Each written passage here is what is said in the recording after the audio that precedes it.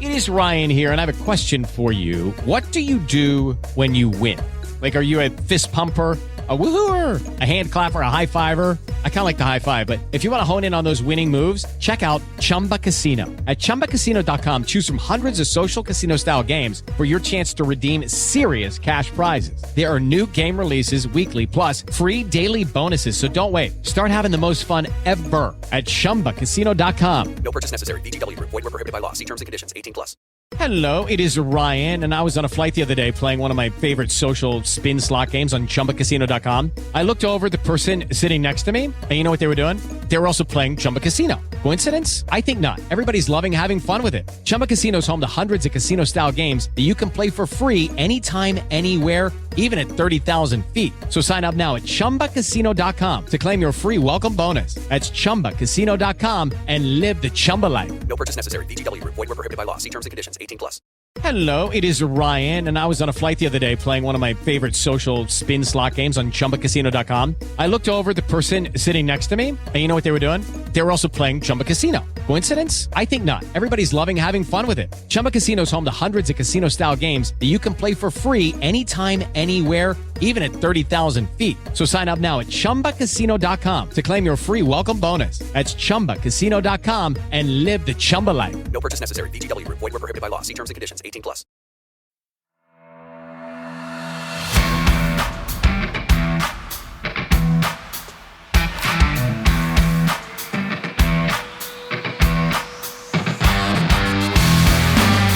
Welcome to the Wrap Podcast, the place to catch up on all the regional and national rugby in Wales. You can find us on all the usual social media platforms and message us through there if you want, or you can email us on welshregionalrugbypod@gmail.com. So all the boring stuff out the way, let's talk rugby.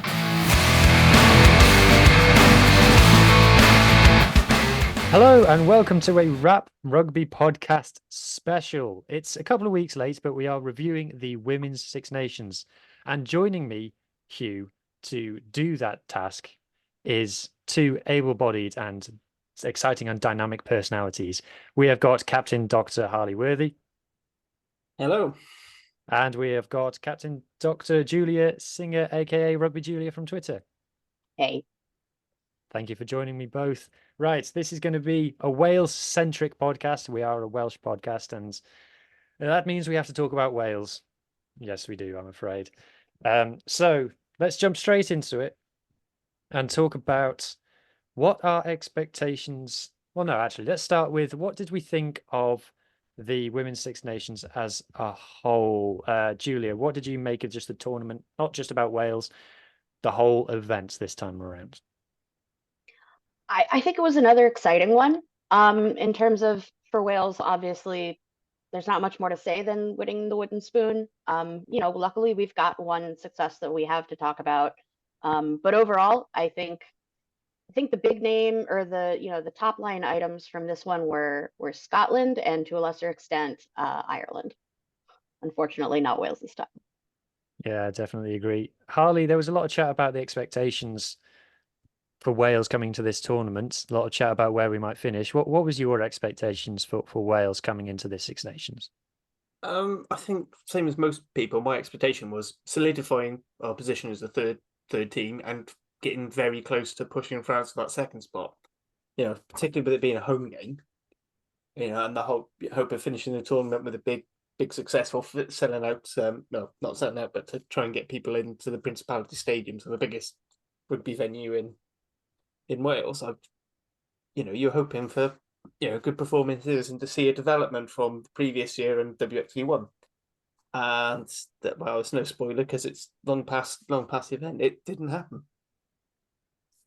Yes, it very much didn't happen, and we'll get into the whys and wherefores in a moment. But we came into this tournament off the back of the Celtic Challenge, the first ever time having this, so it was a time to pick players from teams that weren't in the PWR. Julia, what did you make of the Celtic Challenge and the various campaigns that Brython and Gwalia had? And did that at the time make you more excited for the Six Nations? Did you think it benefited us? I know there were a lot of complaints from different corners of the rugby sphere about the intricacies of the Celtic Challenge, the way that it was perhaps run, and to some extent the results. I personally, I really liked it. I do think that it's a good thing, especially for Wales. I think it's also a good thing for Scotland and Ireland. But I was, considering I didn't have a loyalty, these were all new teams to all of us. I think that it was great. I think that it gave us some insight into, in fact, some players we're about to talk about now. I think it gave them the confidence that they needed going into the Six Nations. And I think that it also did that for especially Irish players, but definitely some Scottish players as well. We saw debutantes from all three of those. And, everybody had good games and bad games. Nothing seemed, like another Red Roses. And that was really all you can ask for something so new. Yeah. Harley, you obviously were a Gwalia fan for the season, them being the unofficial East Wales region. East Western. Yeah, that wasn't ever like this is how it works, but yeah, actually, Harley taught me that. I had no idea that it was kind of East West. Yeah, because it was an amalgamation of the up that way. kits, so we kind of reads between the lines. Harley, what did you make of the Celtic Challenge, and did you enjoy being a Gwalia fan? I really did, especially given when you looked at the squads when they first announced it. Sort of was more, Brith and Thunders were the team that sort of more based in the West, or at least supposedly playing out of Parker Scarlets, although their first game was at Rodney Parade, which is as east as it gets in Wales. They were a lot.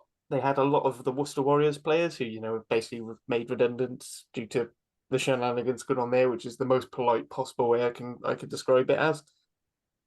Mainly because it would just be too long a sweary rant if I talk about my actual true feelings on it. Gwalia Lightning seemed very much more the developmental team. Although, admittedly, there were a couple of players. So I think like Nell Metcalf came down from Gloucester Hartbury because she's sort of fringe squad player there, so she was getting some game time there. I thought first couple of games really good. I think by the got as a lot of the teams, they've got quite soundly beaten by the two Irish teams. So the Wolfhound, the Wolfhounds, and the Wolfhounds, yeah. And the I Clovers, wouldn't say the Wolf Pack, and that's like the pub in Emmerdale or something, isn't it? The Wolfhounds and the Clovers. Very close game in Edinburgh. Probably should have won, and had a goal kicking been a little bit better, would have won.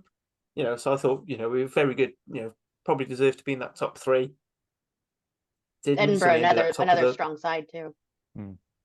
Yeah, I mean, Edinburgh very good. We had Craig Manson on Cardiff Central Pod last week, and we did our own sort of wrap up of the Women's Six Nations on there, and and we also had him on straight after the Gwalia Edinburgh game, and he's saying, he's explaining like how their coaching staff's all, university team, which is sort of something I want to get on. I want to get onto when we talk about Wales properly, with having a good coach and who are very well respected in the Scottish women's rugby community.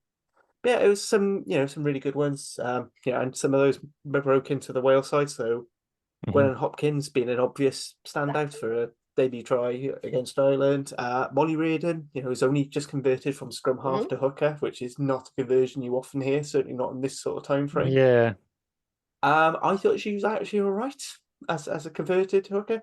Very much similar. It was very much similar to the whole Evan Lloyd thing, to mirror the men's side, where it was like probably a bit too soon to be playing international rugby, but I don't think you let yourself down with it. So probably not the strongest line-out thrower, but actually, so they were better compared to some of Wales's line-out throwers. Actually, not that bad.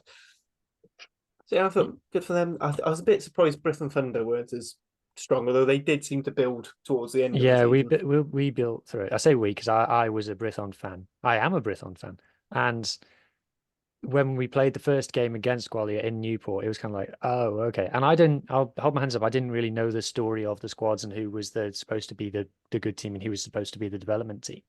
So I was like, wow. And I was really impressed by Gwalia about how, especially their pack and their kicking. I was like, this is a team that could do stuff. And then the teams kind of went like opposite trajectories across the tournament. And then we finished with the last game, and Brithon absolutely, it was like a complete reverse. Like Mart said it on the Scarlet's pod. It was like the teams had swapped jerseys from the first game, and it was completely the other way around. As a fan, obviously it wasn't great for Gwalia fans, but the final game against Gwalior at Parc y Scarlets was one of the most enjoyable games I've watched, because every time Britain got the ball, it felt like we were going to run down the pitch and score, which was great. So I'm just glad that the Celtic Challenge next season, and it still to me feels like a stopgap tournament where we're waiting for something else to come along to replace it. But I am glad that it's going to be like a proper league next season where everyone plays each other home and away. I'm looking forward to it starting again. I do wonder. I do wonder what will happen there with, especially payment. And I know it's always touchy, especially when you bring all of the paying woes that are happening in Wales, also other places, but we're talking about Wales. And the paying player problem. I do wonder, just because I think about a few of you mentioned the people who lost their clubs because of Worcester, and of course I'm especially thinking of Alcal, who still hasn't been picked up by any PWR teams. I do wonder if there is perhaps something that I assume there's a lot she knows that we don't know. But I do hope that it means, maybe there is a softer landing spot for people like that, and we can start bringing people back playing rugby in Wales, however that ends up. If this is how it ends up, it's not the ideal way, because of course they want to be playing those English teams. But as we've talked about, and as I've been thoroughly educated online, it seems like England has been extremely resistant to having any Celtic teams in their domestic competitions, and if that's the case, then maybe we just need to build something else. Yeah, And maybe the Celtic Challenge is it. Well, one of mine and Harley's favorite topics to discuss is the Anglo-Welsh League in the men's game. And we won't get into that, but from a women's point of view, it's a completely different kettle of fish, because there isn't kind of a There's no fixed parity. alternative. Yeah, There's no parity. Exactly. And a lot of people, including Welsh players, have come out and said that they wish there was a Welsh team in PWR. I'm thinking of Flaky George. She always, every time she's interviewed about anything about where do you want to play, she's like, I want to go back. I want to go back to Wales. There's nowhere for me to go. Jasmine Joyce said she'd come back. She'd leave Sevens and come. There are people who want to be back. Well, there was, there's all the stats that, without getting too ahead of ourselves, about how many of the Red Roses are fluent Welsh speakers and things. So we won't get into that. But Harley, we've heard the stories about.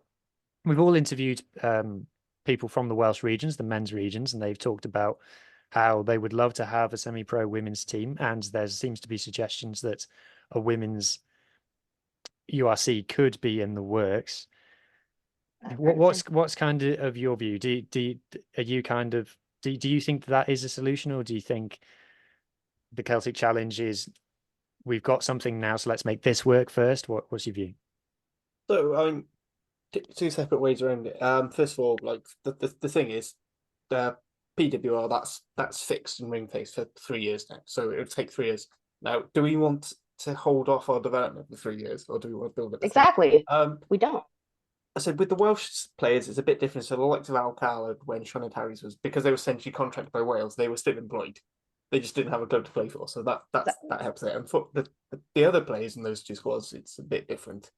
Now, as much as I'd love to be turning out my blue and blacks for Cardiff Rugby women. Yes, we love Rachel Malcolm.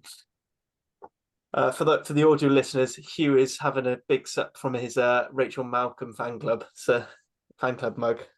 Shout out Leslie Panda. I'm sure we can just check the link in. Or is that technically sponsorship? I'm not sure. No money changed hands, apart from my wallet to Leslie for when I bought the mug. yeah. If anything, it's negative. It's negatively. We've negatively benefited from it. But yeah. So as for the team, as much as I'd love to be supporting the Cardiff team, booing an Ospreys team, it would. We're struggling to fund. We're constantly talking about how we can't struggle to support 4 men's teams. So before we worry about having one at each of these clubs, let's get these 2. If we can get them to a very nice, sustainable, professional setup, then maybe we look at a third one. Which probably where I think we need to maybe change from the men's game is probably do a North Wales one, because we've got 3 development. We've got 3 women's development hubs in Wales. So we've got Western East, which is basically Bristol and Gwalior, and then we've got this North one, this RGC type one. So actually, that would probably be the next team to open if we were going to open one. But let's try and get these two up and running. Let's get them playing. Which I'm glad we're going to. Let's see if we can get this Celtic Challenge running for a bit longer. Just let's. I know it's only 6 teams. It's not a great size for a league, but it's a good start. So let's get on that. Maybe we say to the Italian teams, say, "Oh, do you want to chuck a side in?" South Africa have a professional women's team who only play amateurs. They haven't got an equivalent. Right. I don't know, so then maybe they have the choice of come join us, and they don't have to worry about the Super Rugby thing. Or maybe they do go and do Super Rugby W. Yes, I think, is that the name of the competition? Yeah, I don't know. Or yes, is it Super W yeah. Super Rugby W women's, or is it Women's Super Rugby W? I can never remember. No, I'm it sure is. there's It's women super. like 4 times in the name. Yeah, it's just Super W for Australia, but that is what I think they would do, especially because that's the one that is bringing in the Moana Pacifica and the Druas of the world. I think about the South Africa and again, we're not talking about the Springbok women. We're just talking about the Bulls Daisies. I don't know if it's like it's my fault that I don't know if it's a super rich club, or if they would give the women a ton of money, but I don't know how easy it would be for them to come travel. And I mean, honestly, Well, Celtic Welsh Challenge team. Celtic Challenge is funded by World Rugby, so it would probably have to be a similar thing that World Rugby Oh would have God, to help them out. we know they love giving us lots of money. Oh dear. Anyway, right. Let's actually start talking about the Six Nations. So we start off with game number 1, which was against Scotland in Cardiff. Ended up being a 20 points to 18 defeat. I'm going to use that word a lot during this.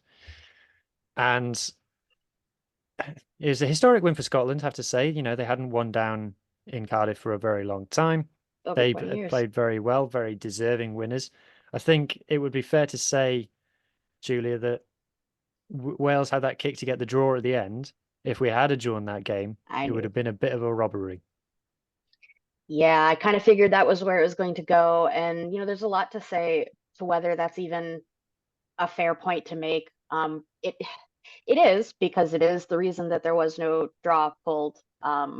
It was also a brand new replacement scrum half, super young, hard way to enter that competition. There can be discussions about whether or not it was time. But ultimately, yeah, the kick didn't go the way we wanted, or it went which we didn't want. Much like referees, I feel like one player in a game of 15 rarely makes or breaks an entire game, and rarely does, I mean, other than the numbers on the score sheet, defines a whole match. I just don't think that the way that Wales played up till that moment made it such that it's crazy that she didn't make this kick and she completely ruined it. That's not true. Just like most ref decisions, a lot of things had to happen before you got there. And if we look at the Scotland game especially, and for all games for that to happen to Sean Jones, it sucks because it was a really close game. But if you look at play by play, honestly, while we had worse games elsewhere, that was not our best. I do think that was a winnable game for a good 40 minutes. I don't think Sean Jones's kick was the reason that we didn't play well, is all I'll say. Otherwise, yeah, she was young. She made a bad decision. I am sure it will haunt her for the rest of her career.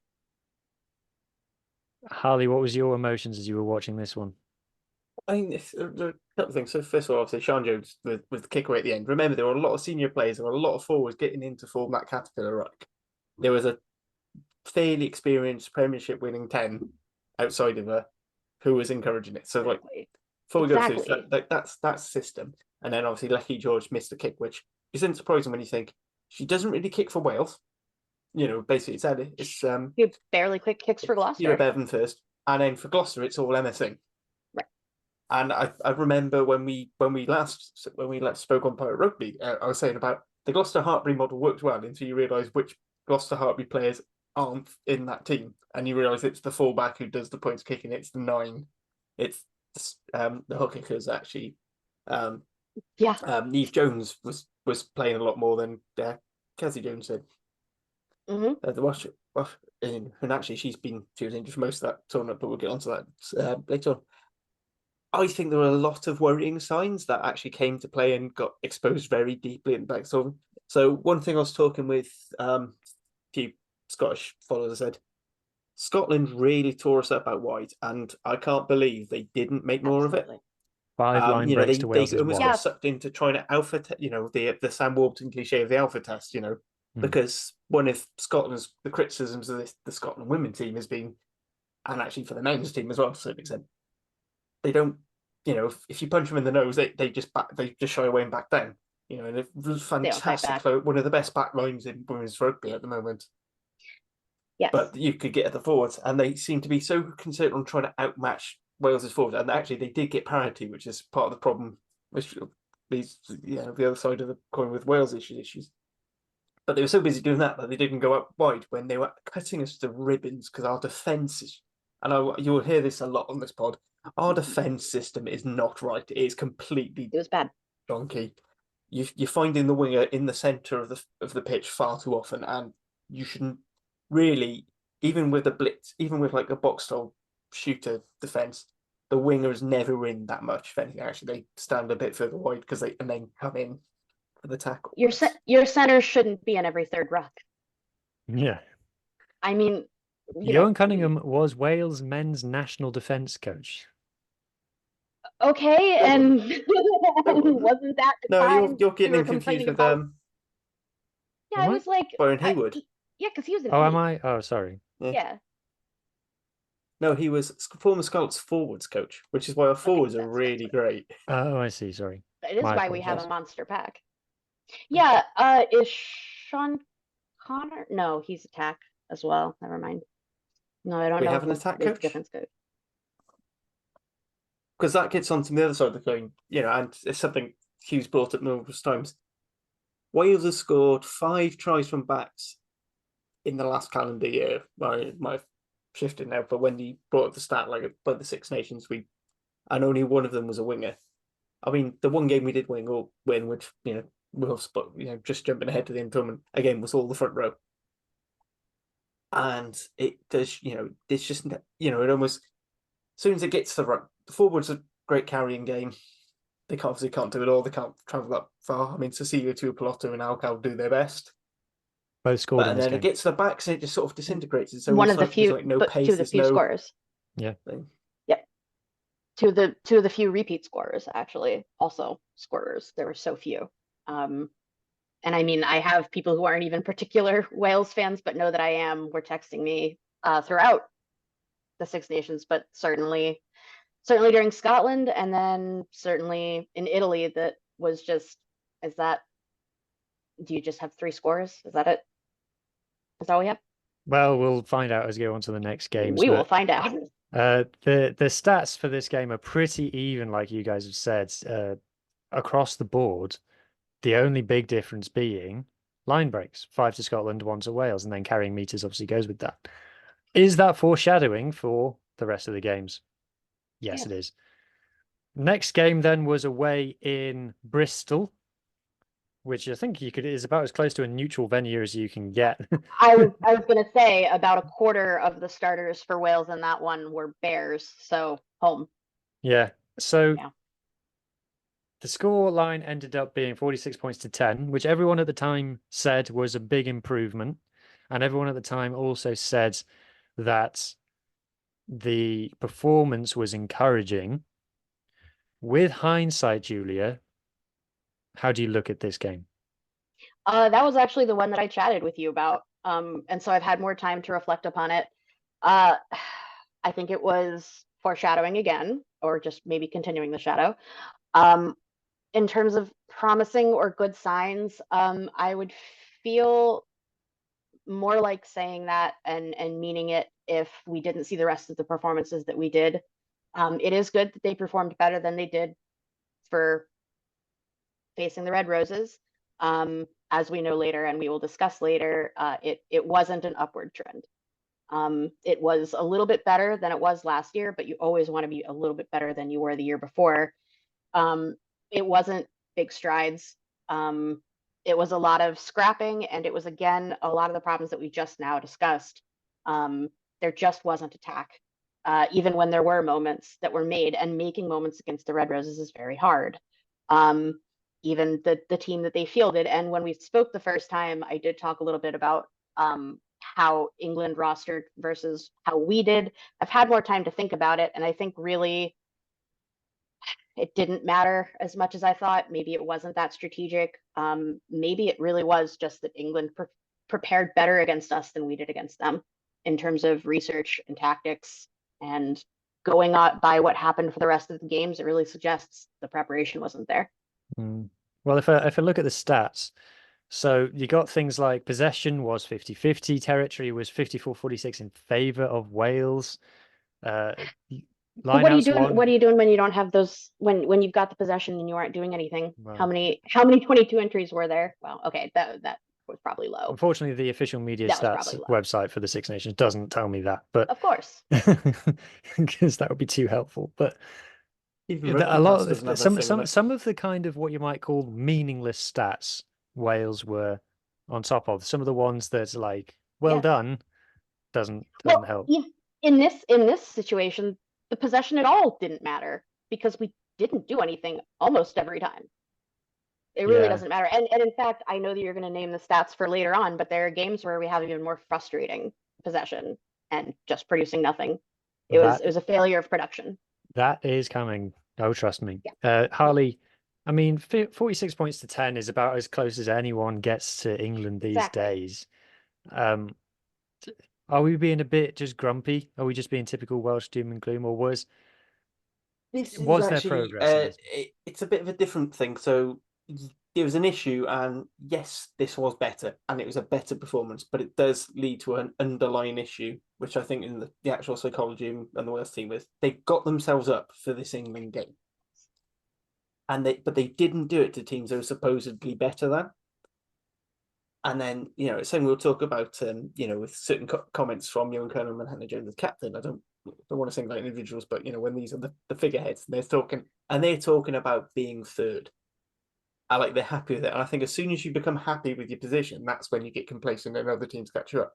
And it just sort of think. Whereas with England, it's like, right, we've got to chase it. No one's expecting us to do anything. The other thing, this is probably the one where I think Ewan Kernan got selection closest to being right. So for this one, after the Scotland game, we decided that Alicia Butchers, who admittedly, when we get onto the Italy game, had a fucking stormer there, but still, he benched Alicia Butchers, which is almost unthinkable a year or so ago. And Cecilia, yes. So that he had some players to come on the bench with impact. He started Sian Jones, the less experienced scrum half, but probably closer to the style of scrum half that Becky George is used to. And then you've got Kira Bevan to come off the bench and control the game at the end, which actually in a tighter game would be fantastic. England probably didn't matter as much. But other things like, he brought George Evans in for that physicality, which is something he kept in. But want to get on to the thing and Kate Williams, who is an incredibly aggressive physical six. Whereas Alicia Butchers is definitely, more of that athletic Tipperick-esque seven. Yeah. So, the way Tipperick plays seven is quite how Alicia Butchers plays. She's very fantastic, but huge impact off the bench. And that worked really well. The problem is, and the issue I had is, Cunningham then just kept chopping and changing the scrum half, so he couldn't decide whether he wanted Kira Bevan as a starter or an impact player. He decided that he needs to have Alicia Butchers, Alex Callender, Bethan Lewis. Bethan Lewis got injured in this game, I believe, if not, it was the Ireland game, and then moved George Evans to 8 so that you could have Natalia John and Abby Fleming in the second row. And it was a case of, yes, these are all brilliant players and they should all be playing, but your balance is wrong. Not together. It doesn't work. They had never. I mean, that's a really good one that you pointed out. Was exactly what I was thinking. That 4-5 combination. That 4-5 combination that had almost never played together. I just don't know. I should also just preface, just because I've only said it on the other pod. Alicia Butchers is my favorite player. I think she's phenomenal. I think she should be in every starting thing, but that's not actually true. However, I do like what you were saying with that. Her rugby IQ is off the charts. It honestly is the only one I think might have not been the best. I would have started with her just because if you also don't have Kira there, somebody needs to be calming people down in the pack. I felt maybe there could have been some more discipline there that is typically led by one of those, but otherwise, yeah. No, I liked this. I liked the ambition. I definitely agree with what Harley was saying in with the vision, but then the execution just it keeps changing. There's no stability, and this is a team that really thrives on stability and really needs it because we said that we didn't like that they talked about being third and being complacent there, but like to keep a grip on that for a team that is kind of uh up one week down the next, um, you know, perhaps it's okay to meter your expectations a little bit. I'm okay with that excuse to an extent. But we're about to talk about the other games, and that's when I think it goes off the rails. Yeah. I don't think there's not really much to say. I always ask everybody this, and I think I've already asked you guys this, but Harley, like, how do you even watch a game where the Red Roses are playing in it? It's, I think it's just one of those ones you just got to appreciate the roots of efficiency. One thing that I would say though is Red Roses now are starting to act like an England team, which is actually quite exciting for rugby. Which is great. They stopped being nice. Yes. They started being dicks about it, and it's great because now I can hate them. I mean this in the nicest way possible. But there's luckily, something dicks wrong and when making you like an England mistakes. team. Yeah. Yeah, with this insane cockiness they have, in my opinion, this is the first Six Nations in a while where they've made like some mistakes, where they've looked beatable at some points. Not to Wales, but to some teams. They are not infallible, I don't think, anymore. Yeah, and we have to believe that because we need to push this forward. Because for now, this is the Six Nations we have. I know we would like to redesign it. For the men, it's one way. For us, it's another. We would like to add Spain. I know you guys would like to add Georgia, but they're all saying no. So for while we have what we have, anybody who can rattle England, I grudgingly cheer for. I'm bear in mind with England now. We're talking about the scoreline. They scored more tries than, they scored one fewer try than France, Ireland, and Italy combined. Yep. They scored more. They scored. If you take France out, they scored more than the other three home nations in Italy by quite by about half a dozen. Like that. When you talk about big scorings, you do have to temper it. But yeah, so the performance looked great. The problem was after that, it just seemed to all go to pot, and I think Ireland was a real eye opener. Well, let's talk about Ireland now. So, yes. Ireland. So this is how I know women's rugby is growing, right? This is the first women's rugby game that I have genuinely been pissed off by. This is the first women's rugby game that I've watched and genuinely been put in a really bad mood for the rest of the day after watching this game. I was watching it, I was like, what am I watching here? And like we've alluded to it earlier. The warning signs were there when Johan Cunningham's coming out and saying, we have to believe we can win. And I'm like, sorry, we were in WXV1, they were in WXV3. This should be a formality. Have you not read the news about Ireland women's rugby? It's supposed to be a shambles. It's supposed to be a farce. Why are we talking like, I think if we give it a great shot, I think we could sneak it. It should be we should rock up and turn these over every day of the week. And we were awful in this game. Like, we women's rugby being such a relatively new product, at least in the consciousness of general rugby fans, you kind of don't want to like go in and hammer your team when they lose. But I think we've gotten to the point now where we have to give them the respect of saying when they were just dreadful and like analyzing them fairly. With great contract comes great. We get to tell you when you were shit. And especially this Ireland game, I understand that the talk around it was not ideal. Again, you shouldn't be happy being complacent, but there is zero question. And also, I heard through rumory channels that this actually happened, but you can tell they did not prepare. They did not read up on this Ireland team. They heard the same talk you were just mentioning. They took it all to heart. And honestly, it is great that we were third at one point. But going in there and acting like, oh yeah, we got this is exactly why this happened. What is there even to say about the game itself? I mean, there's 36 points to 5, 5 tries to 1.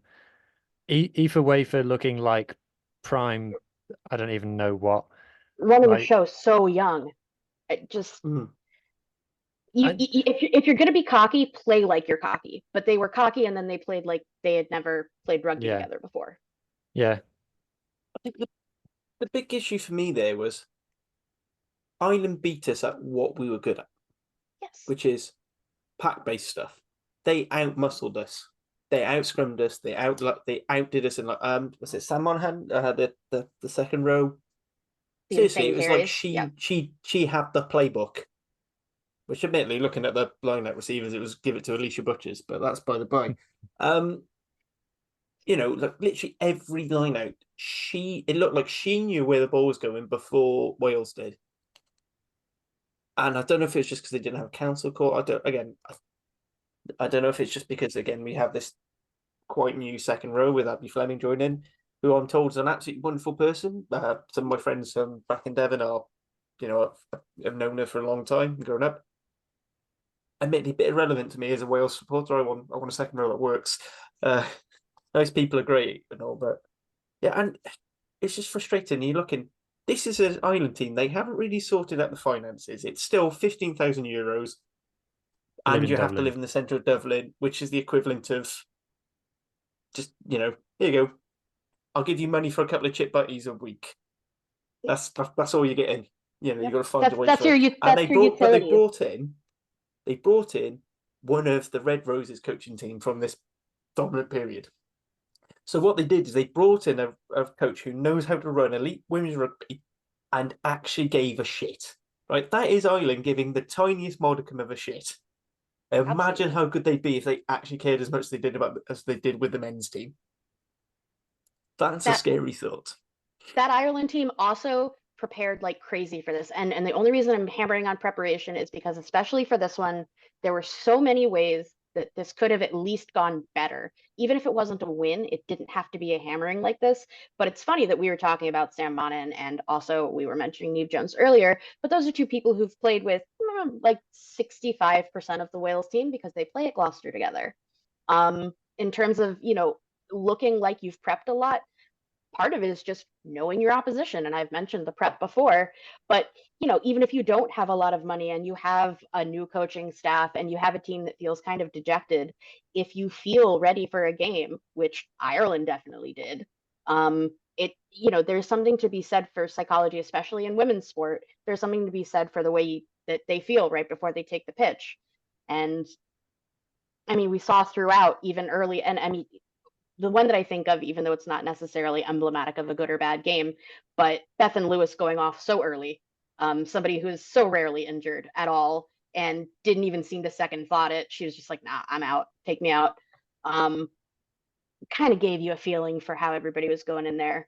And, maybe there's a chance that even they felt unprepared. They couldn't say it because we need to keep party line, but if you're not playing with your head and if you're not playing with much else because you're not the best team on the pitch, the teams are pretty equal, this is what happens.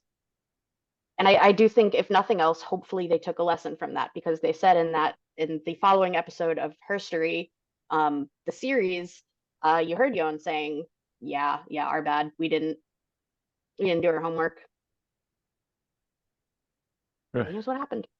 What have you made of the Her Story series? Just generally, is it something that you like? I do. I'm a sap. I think I think it's definitely primarily appealing to other women fans of women's rugby. I know it's overly emotional. It doesn't necessarily show stuff that every rugby fan wants to see. Well, I will say, I will just jump in there. Welsh rugby fans are very emotional. I think we They are they are. I feel like it's harder to get them to cheer for Wales than against Wales when they're bad. that's a good point. That's a good point. I got asked on another podcast, what's the identity of Welsh rugby, and how you can imagine like the dichotomy Yes, that I was forced to answer with there. But I was like, I said Wales as a nation, as a rugby team, sorry, very passionate people. relies on emotion more than any other nation, I It think. absolutely does. And then more so, I am a woman who played rugby. I say this only from experience, and it's not that like women are ruled by their emotions or whatever, but it is absolutely true. And I think it was John Mitchell who said it, but and I think I've actually mentioned it before, but it's a good, I think, picture of the difference is that men need to win to play well. They feel good, and they're happy when they win. Women need to feel good and feel ready and not happy, but feel good and confident to play well.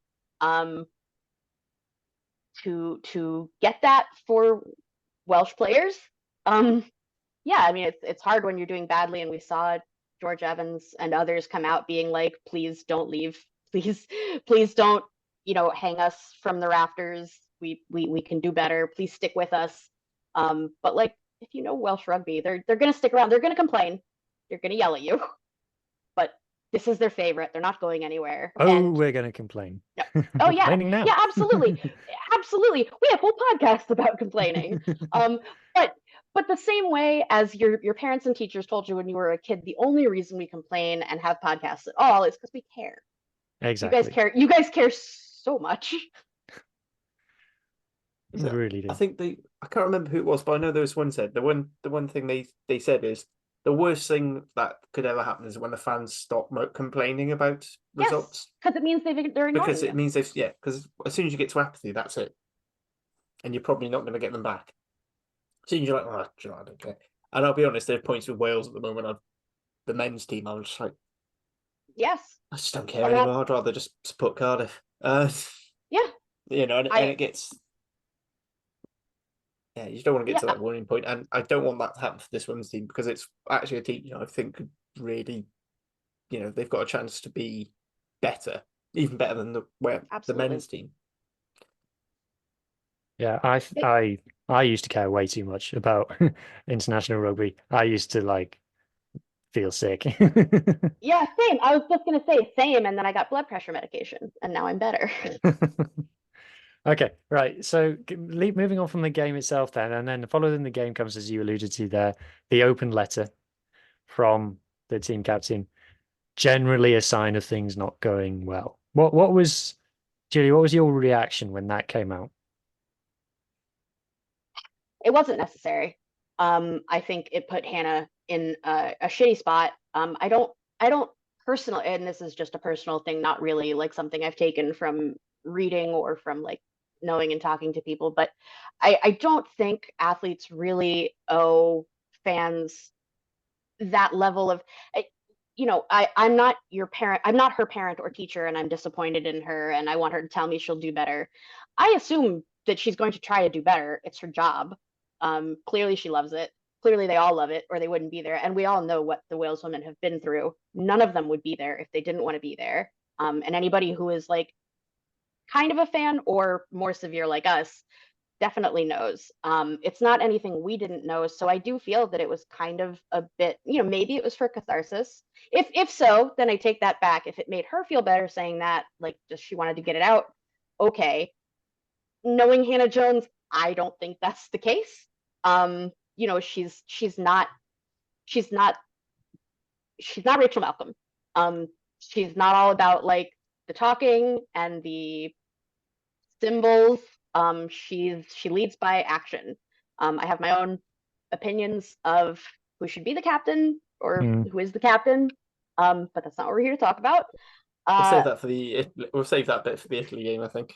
Yeah, I think we should, because everybody agrees with me, including Johan Cunningham. But yeah, in terms of having done it, if it made her feel better, great. If it brought something for her or for the rest of the team, at first I thought it was completely useless, and then I saw George Evans come out on her own social and give us a bit of a speech. If more of them feel that way that they wanted to, then absolutely. But I don't know. I feel like you don't really need to like twist your own knife. And I worry that's what she did.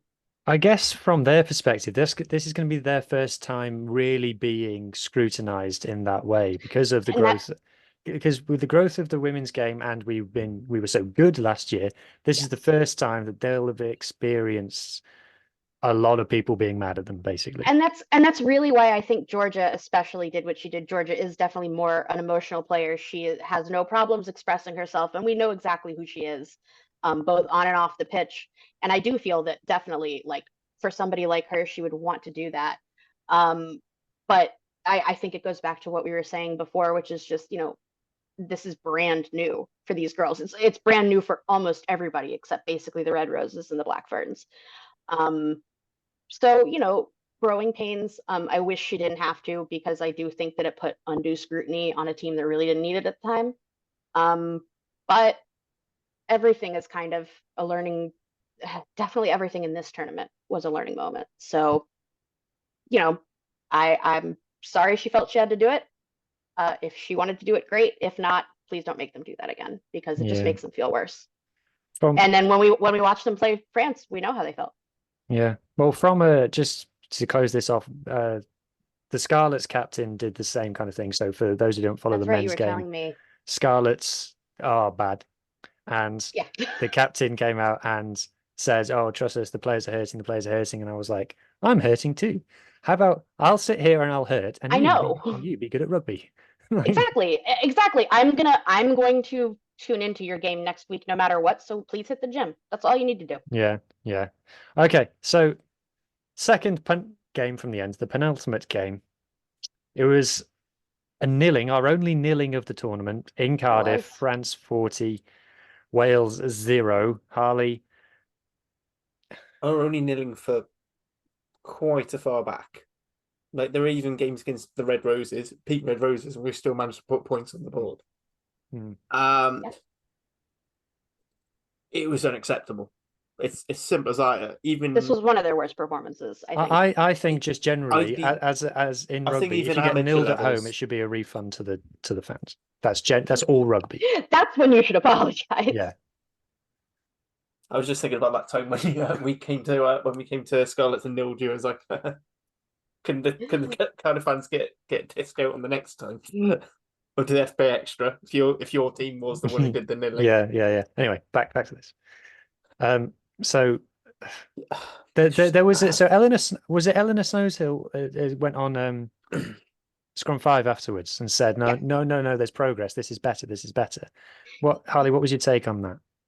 So I think I get what they're saying, because they were showing the ambition to move the ball, but what it looked like was they just suddenly decided they were going to move the ball and try these back moves and phase plays. But clearly, and going back to Julia's point on preparation, clearly they hadn't practiced the catch pass element enough. It was a bit like but the problem is at international level you don't have the game time to develop this. This was the issue with Pivax Wales. It's the issue with Gatlin trying to bring in the things. And I'm going to go with what Cardiff tried to do at the start. If you looked at the first few games that season, we could not get ball more than 2 or 3 passes away before someone dropped it, because it just hadn't had the time to get into position and know where the other person is to make sure that they're going to catch that pass.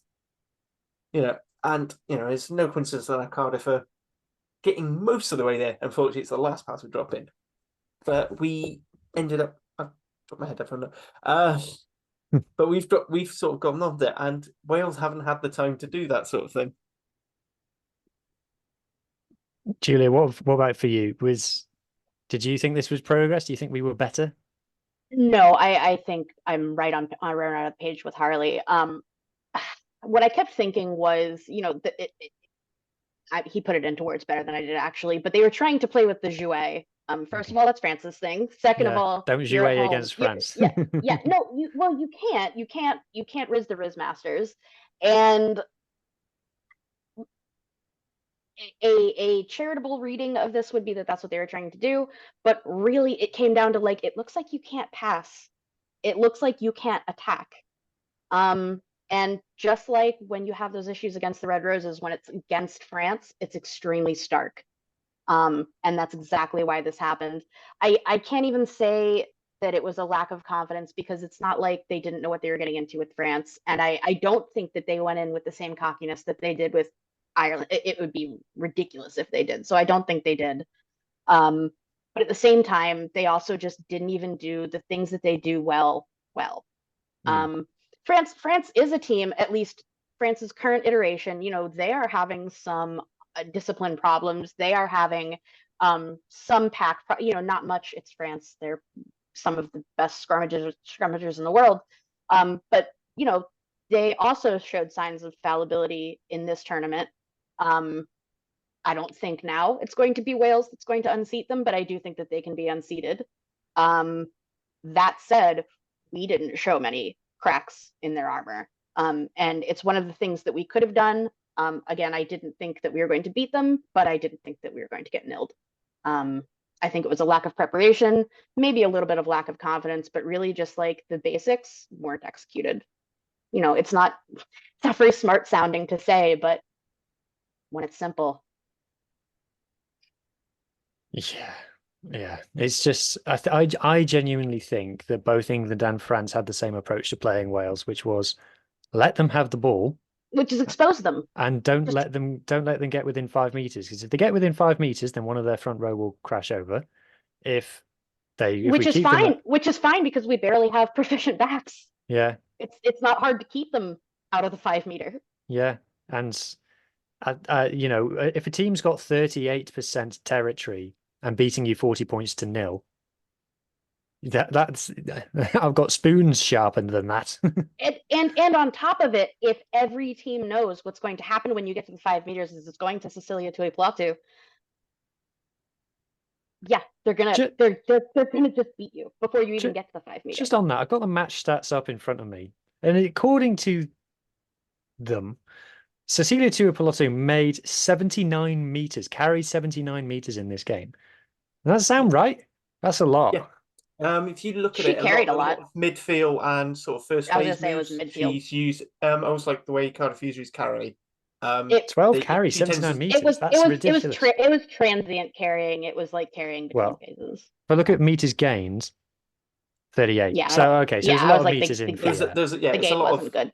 It's sort of like she catches in the midfield and runs into the line, or she'll be the tip on, and that she wasn't doing Sarah Byrne runs. She wasn't getting it and going 30 meters. Yeah, it wasn't a prop in the wing. It was a prop in a centre, more sort of exactly role. Which is fine because she runs like one, so I don't mind. Alcal is more like a traditional wide forward, edge forward, who actually throughout this whole tournament has been fantastic in everything she did. And she's topped on things like tackles, second top on turnovers. I think if you look at carries and tackles as a combined stat, I think she comes out top. Alcal certainly second. Yeah, Alcal. Yeah, by miles. Well, because I did a post about it after the game. Joanna Grises for France. Grises. She had an incredible game. I'm looking at it right now. She was like top of everything. Just as an aside, so doing my stats posts and things, I have to find pictures of the players to do. And for the men's, it's easy, but for the women's, it's sometimes a little bit tricky, and you have to remove the backgrounds itself. And if they've all got like ponytails and things, like removing the background from all that is a bit of a nightmare. But a lot of the French players and there's a lot of the Scottish players as well, weirdly, had like proper like professional looking portraits posing with the ball and doing like the blue steel and things, and that was quite funny. I'll tell you what else was funny. The Ireland players, some of those players clearly love having their picture taken and like got really prepared for it, and some of the players are just like, take my picture and I want to go back and do more practice. Which is the direct response. I love it. If you see my Sigma rugby post photo for this year. I love it when and fortunately, of all the teams in my experience, and I follow so many of them on social, but Ireland especially is really big. A lot of them are really big on social media, especially Niamh Jones. But of course, Niamh is like myth popularity, loves all the stuff like that. But she also captured some other people at Media Day, and they hate it. They were grumpy. It's the same thing as like we're doing the Bronco today. They're like, you know what? I'd rather do the Bronco. So Aoife Wafer's squad photos is literally just like. I knew there's a reason I loved her. I genuinely, I want her to be my adopted daughter. I'm just saying the Irish Welsh, like, you know that it is like bone deep, like deeply. You understand? Obviously not men's rugby. Oh my God, please do not at me. Not men's rugby, but culturally. Actually, at least with players, There tends to be. They say there's a bit more. The players say there's more of a rivalry with Ireland than England, It's because they kick our ass up and down the URC every year. I was gonna say it's and URC for and sure. and now God, during the Six Nations as well. Yeah. that thing I hear about the URC, it makes me want to stay away from them. Anyway, let's move on before we upset Yeah, anybody. let's. Speaking of, oh no, Uh, actually no. The next one gets to be kind of nice. Yeah. So, Harley, you were there in the stadium. Yep. By all accounts, because I spoke to Sean, shout out Sean, Julia's good friend, and she was there as well. 10,000 people in the crowd, great. In a 70,000 seater stadium, bit weird. At No, the rugby stadium.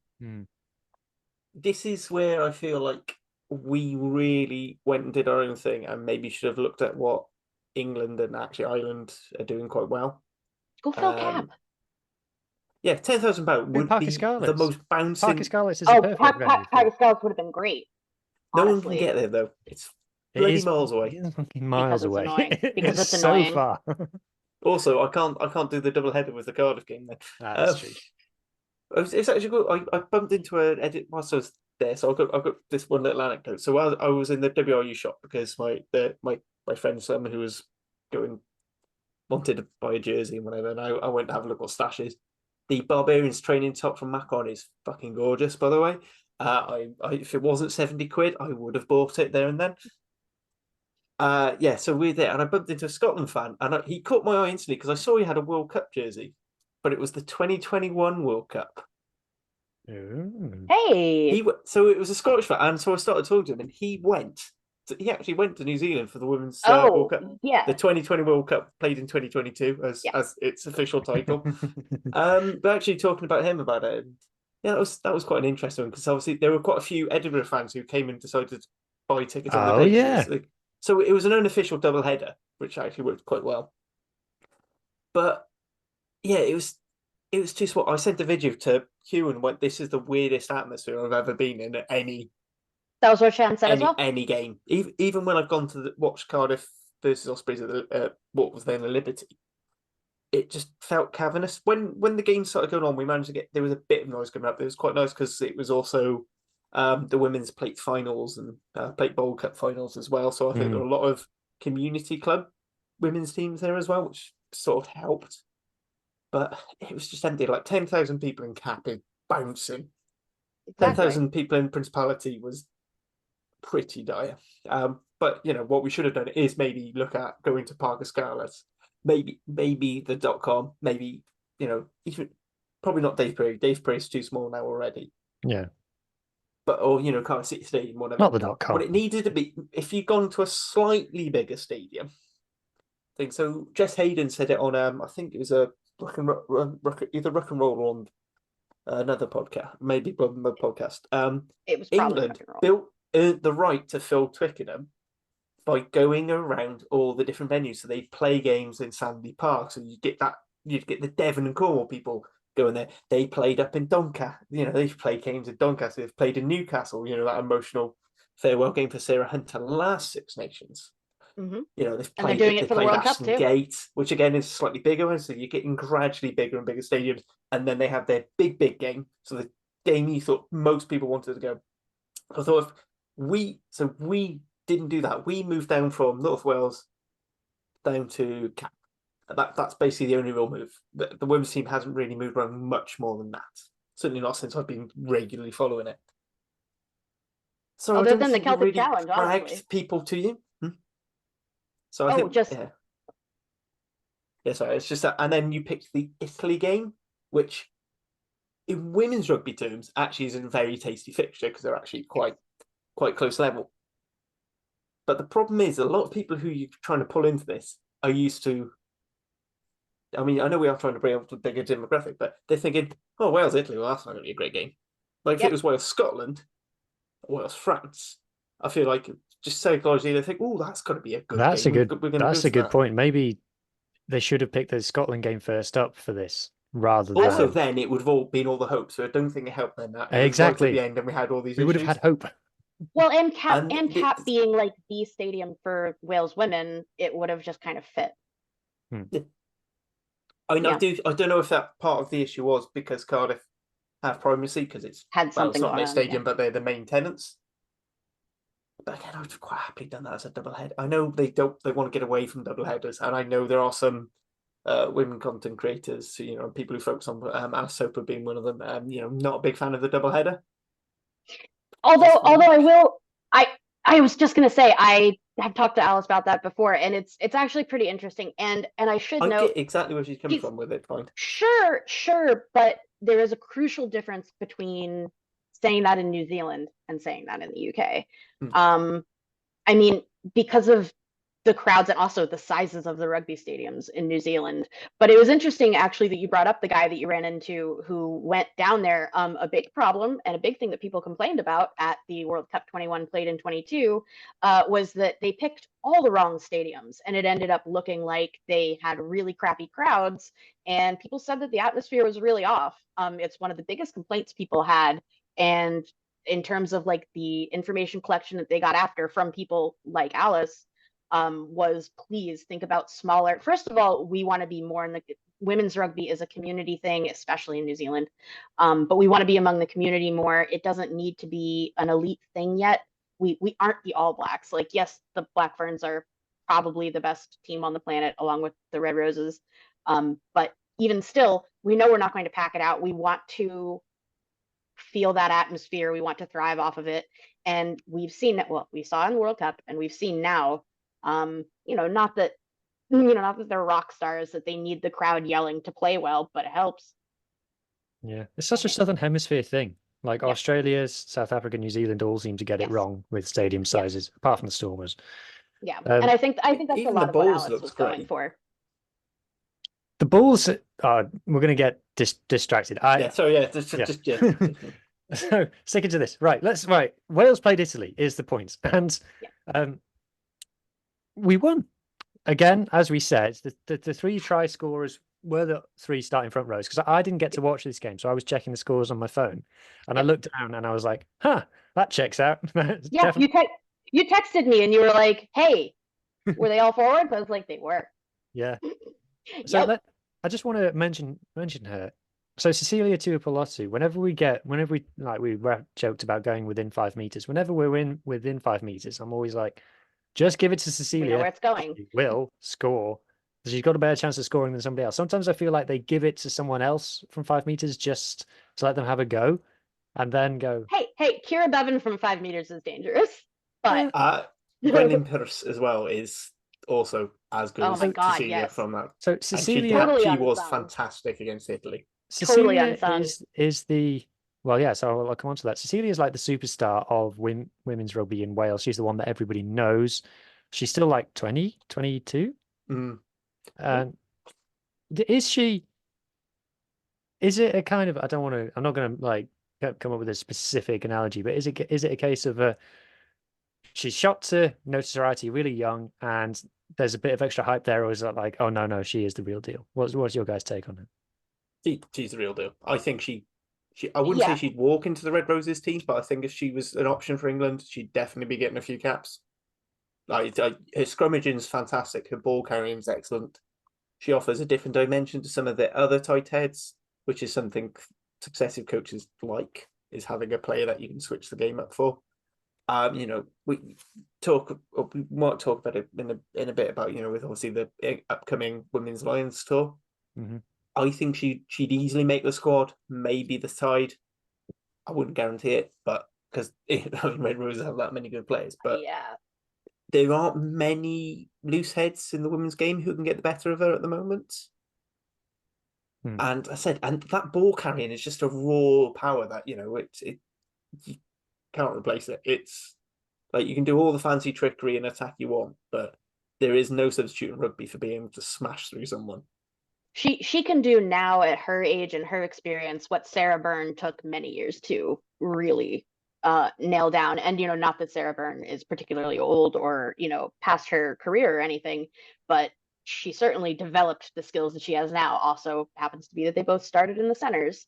But I mean, also it doesn't hurt that she comes from a dynasty. Luckily there is another Tuipulotu coming up. Her sister is on the U18s team, so we've got another one coming.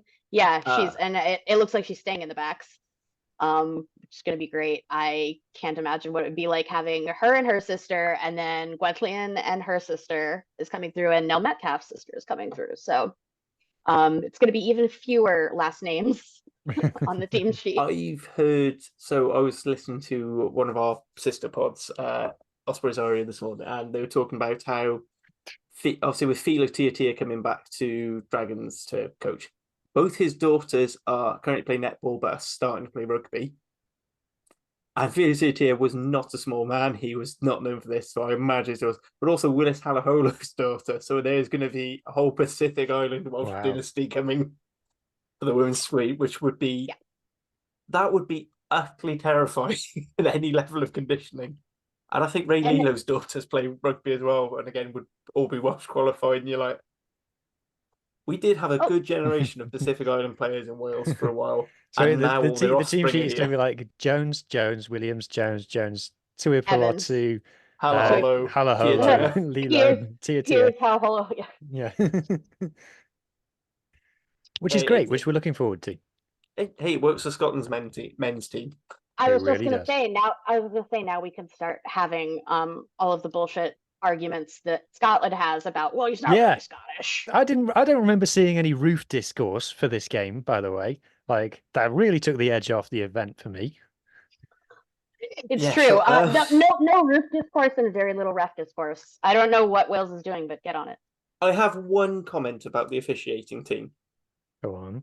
Right. Yeah. The touch judge, I'm not sure what her name was, but she was taller than every single other person on that pitch. And it just was weird seeing an official being the biggest person on the pitch. It wasn't I said it was one of the touch judges, but I couldn't tell you the name because I've not seen it before. Yeah, I know. Was she blonde? I believe so, yes. It might have been Kat Roche from America. She was over there. She was the ref for our Ireland game. So if that was the same person, yeah, she's quite tall. She's from Texas. She's quite impeding. She in fact just got named to the Olympics. I'm very happy for her. Oh, we've cool. never had American refs make it to the Olympics. Shout out as well to Holly Davidson getting the South Africa versus Portugal head refereeing gig. Oh my god, she's great. She's like universally beloved. By the way, one of the few refs I have never seen anybody complain about, even in the men's game. I have seen refs complain about her in the men's game. Okay, but with that doesn't mean anything. Everyone complains about refs. South African? Are they Irish? Those are the two I own. I'll be very mean and say she's the only competent Scottish ref I've encountered. I'll take that.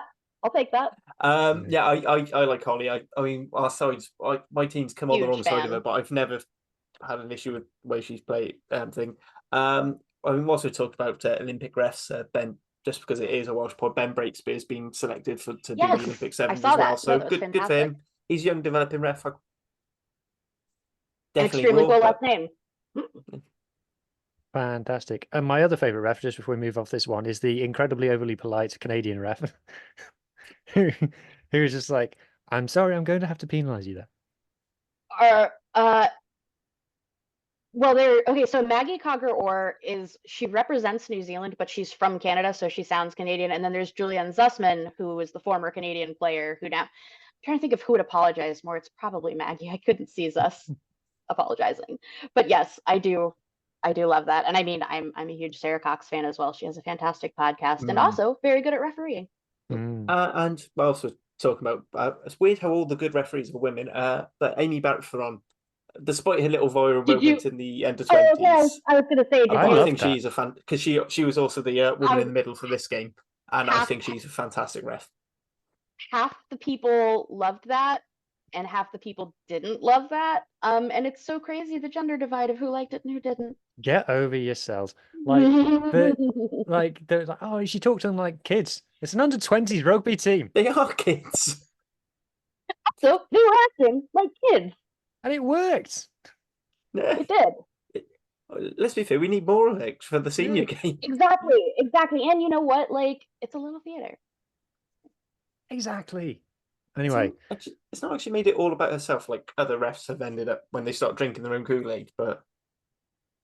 naming no names. Yeah, no, going on to the game, it was a very much deserved win. I was talking to Hugh about the warm-ups. I found them quite interesting. So when I was there watching, because I'm one of the sad people who will watch teams warming up. One of the things I like doing that. It's fun. where I stand in Cardiff Arms Park is it's the away sides where the away side do their warm-up. So it's always interesting seeing what moves, and if you pick up anything that they, you think, oh, that's actually a specific thing they've got trying to target us here and whatever. Look, but it was looking at Italy spent a good 5-10 minutes just blowing out drills, getting them perfect. Wales were throwing the ball, so it was the hooker just throwing the ball to see if they could make it to the 15-meter, and there was almost no height on it. And you're like, why have you not got like it? I know the game's not pretty well funded, but I'm sure Robin McBride can lend one of his little hoops with it, one of his poles with a hoop on it, so you can get your height targets. And there was a lot of just ambling around. I said I don't know if it's because of how much they train during the week, and then they just do a softer warm up. But I said the words I said to Hugh were, Italy looked like how our first team warm up for a game. But when I say I mean Sidmouth RFC, the club I play for. The Wales looked more like the warm up I do with the second team, which is and I only just about do the second team, and most of us are old buggers who are mostly broken. So if we do too much for warm up, we can't actually play. Yep. So and it was just that looked a bit odd, and I think I don't know what you guys meant of maybe the celebrations at the end of that game. You've been one of the questions. Sorry, too preemptive. I'm still not even. It's many weeks after it, and I still don't know what I make of it.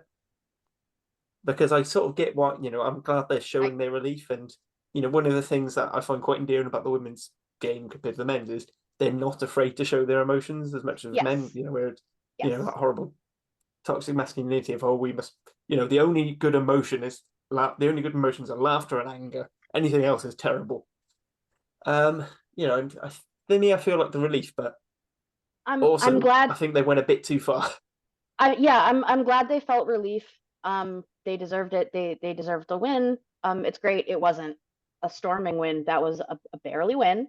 And it was a hard fought one, and it was not necessarily even against the best Italy we've ever faced. Or rather the best Italy that played this tournament. I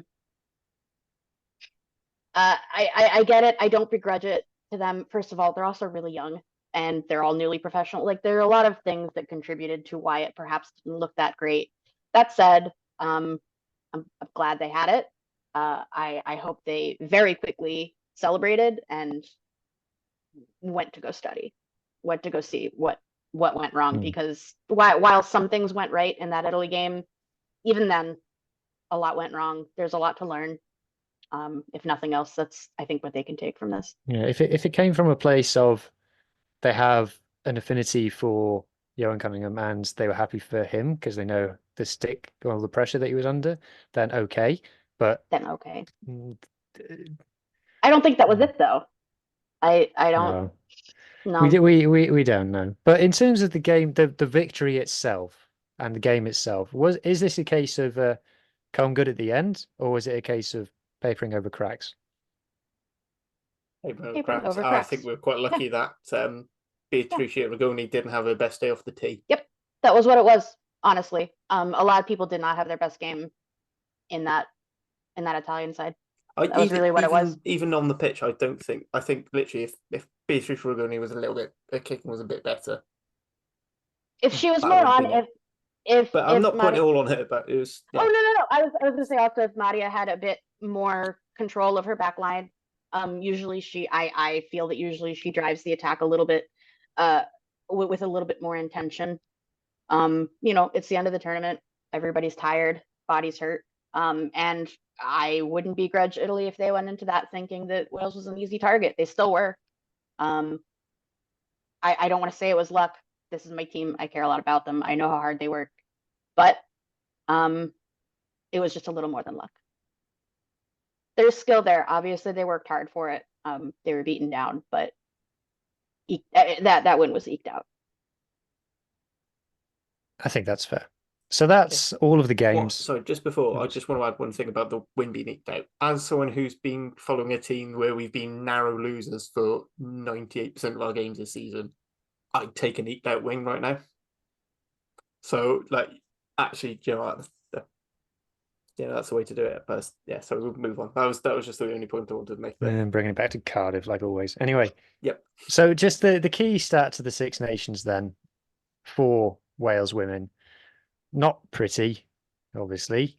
So second bottom for total points. By second bottom, one more than Scotland, but Scotland won more games. So, bottom for tries scored, 7 in 5 games. Obviously, bottom for try assists as well. Try assists is a weird stat that makes no sense because there's 7 tries scored, 3 try assists. So 4 tries happened by magic, apparently.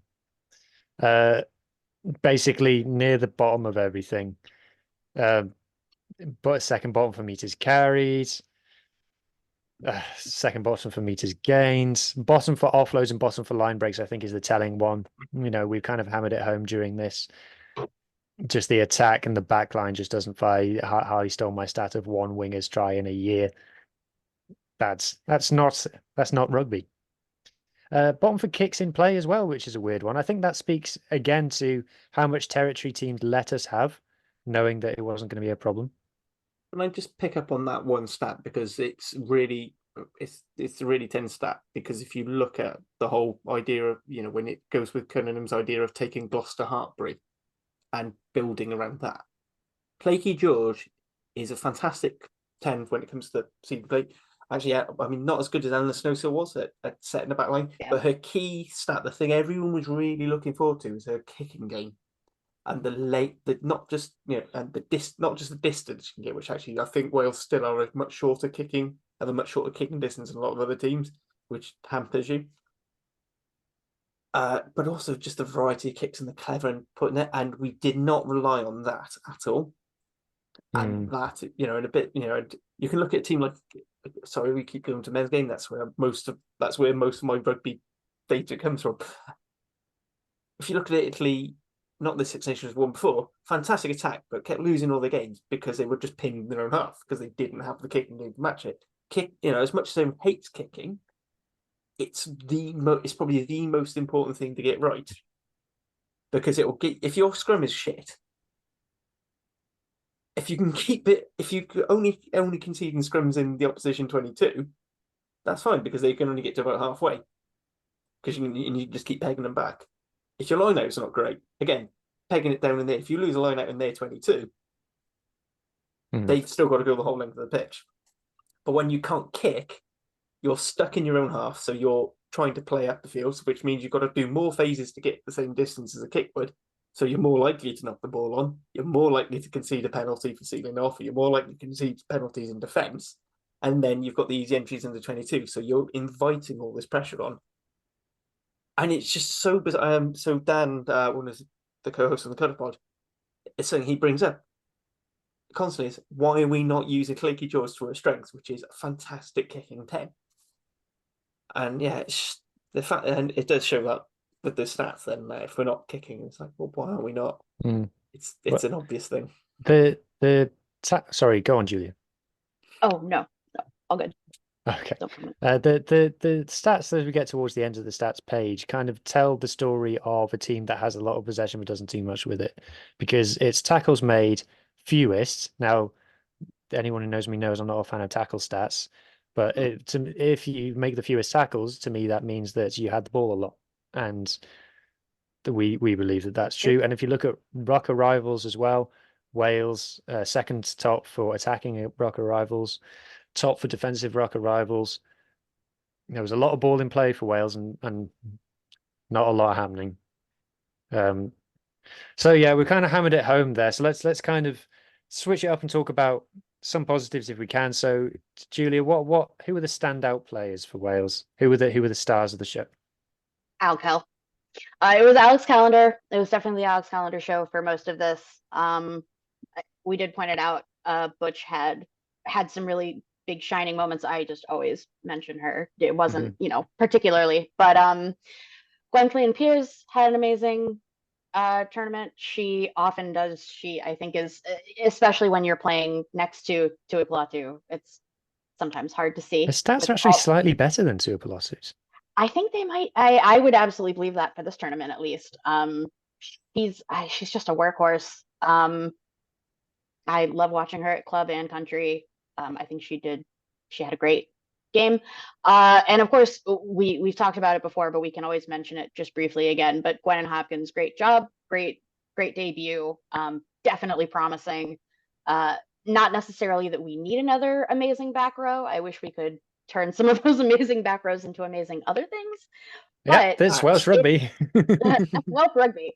But for a problem to have, that's a pretty good one. So and and we need people all the time. We just saw Shauna retire.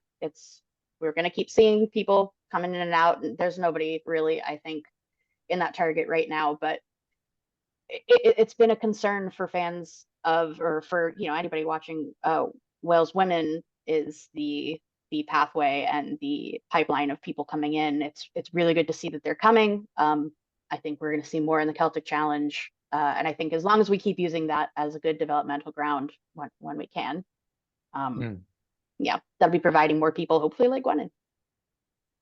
Fingers crossed. Yeah, for me, Alcal easily the best player. So let me just see if I can find some Alcal stats. They're not hard to find because she's at the top. Yep.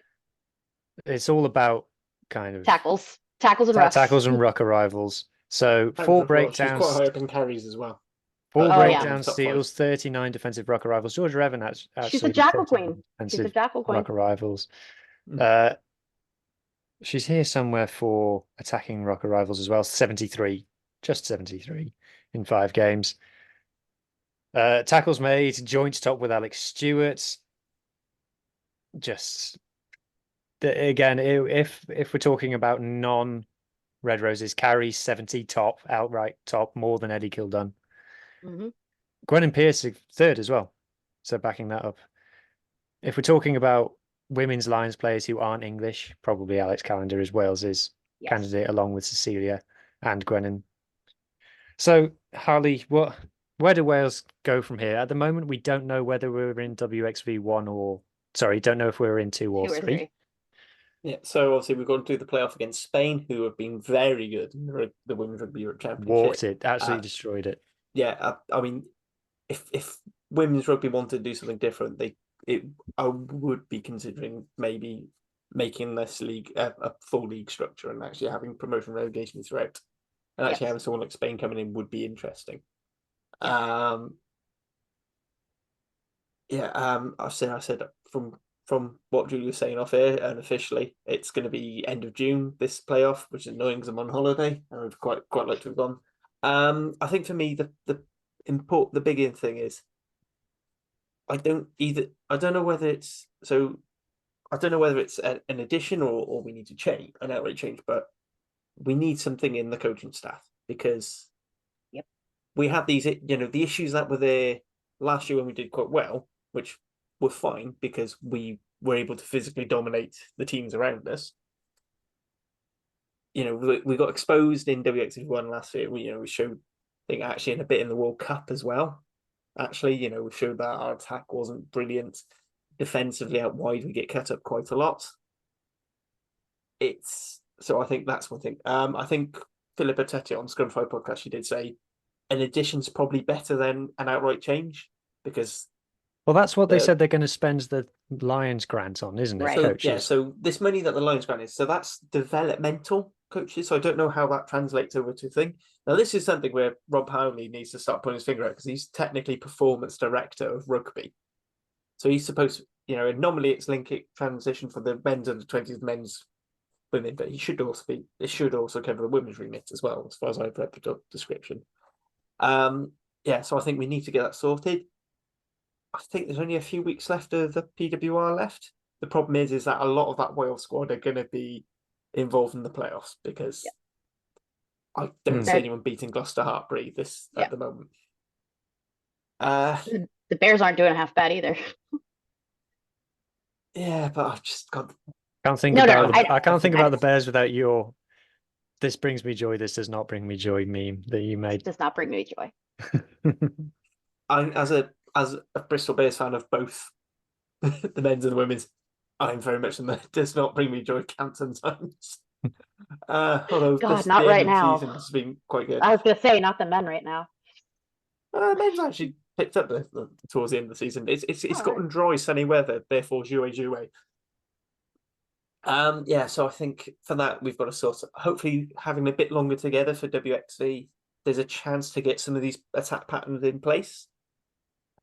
I think they need to focus on a kicking game. I think it actually looked quite good when they had, I believe it was Stephen Myler, and actually at various points as well, Lee Halfpenny have come in as dedicated kicking coach to work with the Kaylee Powells and the Slow Sills, Claky George. Now it'd be Sophie Hesketh, but also with Scrum House. I think we need to get that kicking game sorted because that's going to ease a lot of pressure on us whilst we're getting our attack to click. The defence coach Stina Livin, this system just does not work. It doesn't. In the Italy game, we got cut out wide and we were caught with our winger literally like she was in line with the posts. Yep. That should never happen. Like there's no defence system with that. They never do it. Even the most aggressive blitz defences, the winger is never more than about 20 metres in from the touchline, because if they are going to be that aggressive shooter, they're coming from wide to it. You come from out to in because you can see the play better, and usually you're out of the attack line, and that's where it's most effective. So, I think we've got to get. I think some very serious questions have to be asked by the coaching team if we lose to Spain and we end up in WXV3, because these women are too good to be playing the likes of Kazakhstan and Kenya. As not disrespect on these teams, and Madagascar. They are. Madagascar, they are ranked a fantastic game from the clips I've seen. But these are teams that even the men's teams are rank amateurs. So you can imagine what the women's sides are like, and even how much less funding they're on. If I told you that we were playing Kazakhstan, most people I know who even know rugby would be like, Kazakhstan have a rugby team. Like it would be incredulous to them. The idea that's where we are on this level of the women's game. We've got to be in for WX2, and we should be pushing. Ideally, we should be pushing Scotland to the top. So basically to say this Six Nations was a blip.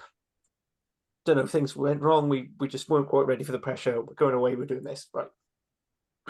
And then if we carry on building, then it's okay. Yeah, blip. If we start losing and we end up in WXV3, or we really struggling in WXV2. I don't want to sack coaches, but there is something fundamentally wrong, and it's either the players or it's the coaches, and it's easier to get new coaches in than new players. Julia, Yeah. we're going to hop in the time machine, and we're going to go into December of this year, and you're at an office party, and it's Secret Santa, and the hat's going round, and there's loads of names in the hat, and you put your hand in the hat and you pull out Wales women's rugby team, and that's who you've got to buy a present for. What present are you getting for Wales women's rugby team ahead of the 2025 Six Nations? A few more professional contracts and an attack coach. That's a Just a good little answer. Yeah, just a little bit more money, and someone willing to change direction on that front. That's a good answer, and I can't disagree. Right, we've reached the end of our journey to and through the Women's Six Nations this season. Hopefully, this is not the last of these that we do, because personally for me, I've been getting more and more into women's rugby space as it's grown. I'm kind of late to the party, but I'm enjoying talking about it. I'm enjoying being a Bristol Thunder fan. I'm not enjoying being a Wales fan, but I am one. And I think it was good to talk about it. So I hope everyone enjoyed listening. And if you would like to see more women's rugby content, definitely let us know. Anyway, thank you so much. And thank you to my wonderful guests, and speak later.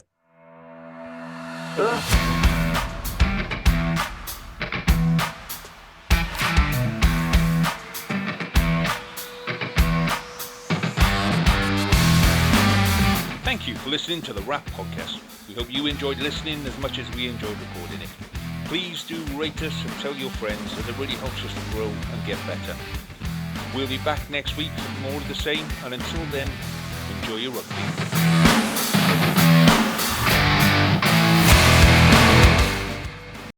Sports Social Podcast Network. Lucky Land Casino, asking people, what's the weirdest place you've gotten lucky? Lucky? In line at the deli, I guess? Aha, in my dentist's office. More than once, actually. Do I have to say? Yes, you do. In the car before my kids' PTA meeting. Really? Yes. Excuse me, what's the weirdest place you've gotten lucky? I never win and tell. Well, there you have it. You can get lucky anywhere, playing at LuckyLandSlots.com. Play for free right now. Are you feeling lucky? No purchase necessary. Void where prohibited by law. 18+. Terms and conditions apply. See website for details.